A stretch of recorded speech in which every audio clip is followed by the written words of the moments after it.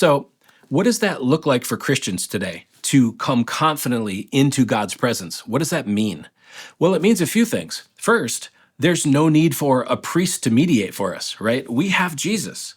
And there's no need for a physical temple because we ourselves have become his temple. God's Spirit dwells in us, and there's no fear of rejection.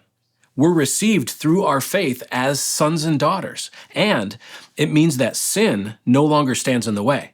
The blood of Jesus has cleansed us completely. So this is the ultimate expression of intimacy and security and access to the living God. And again, it's all made possible by the blood of Christ. And while the author doesn't say all of that directly in this passage, this is the theological case he's been building throughout this book. And in verse 21, he writes, "And since we have a great priest over the house of God," and I love this phrase, great priest, or some translations say great high priest.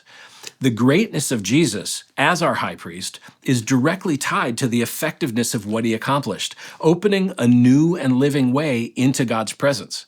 And this phrase, over the house of God, is an echo of an earlier idea. Remember back in chapter 3, our author compared Jesus to Moses, and he said that while Moses was faithful as a servant in God's house, Jesus is superior because he's the son over God's house, over God's people, his family. So here's the picture our author is painting.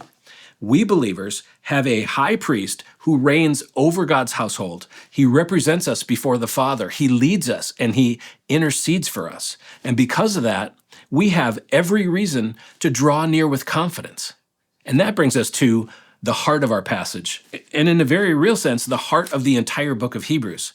And I just want us to notice what he's doing here. So in verse 22, the author begins a three-part exhortation that shows us how to live in light of everything he's just explained, going all the way back to chapter 5 and earlier about Jesus and the new covenant. And he's going to use three let us statements to encourage his readers to do three things.